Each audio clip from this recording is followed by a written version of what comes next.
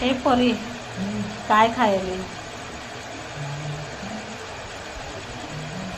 हा डाळ भात भाजी आणि डाळ भात भाजी. आणि हे कोण खाईल? हे भाकरी अशा कशा बनवल्यात भाकरी? हे कोण खाईल? हा उद्या उद्या काय? उद्या शिळी भाकर खातेस का? तुला भाकर खायला सांगितलं, कशाला खाते का संध्याकाळी ते काय बी? हा जेवण खात संध्याकाळी खाते चिप्सन पिप्सन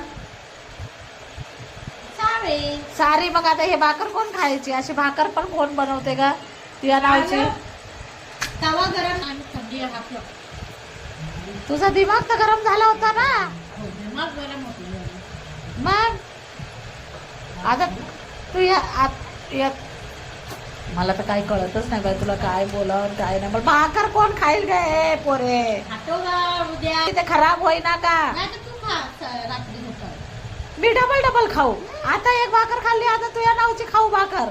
अगं ए अन्नाची कदर कर. उद्या शिकाळी ना तुझ्या नळड्यात कोसतो, हीच भाकर कोसतो. आता तू बघत राह. डाळ ठेवली की नाही काय उद्याच्याला? माय बुडालाच डाळ ठेवली गे माय.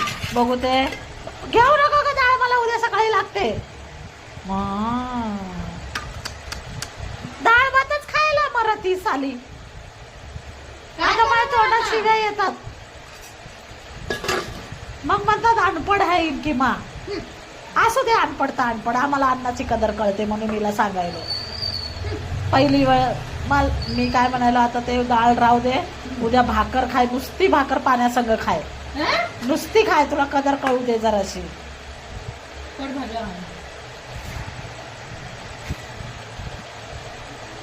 लय डुचकी हस ग तू. काय डुचकी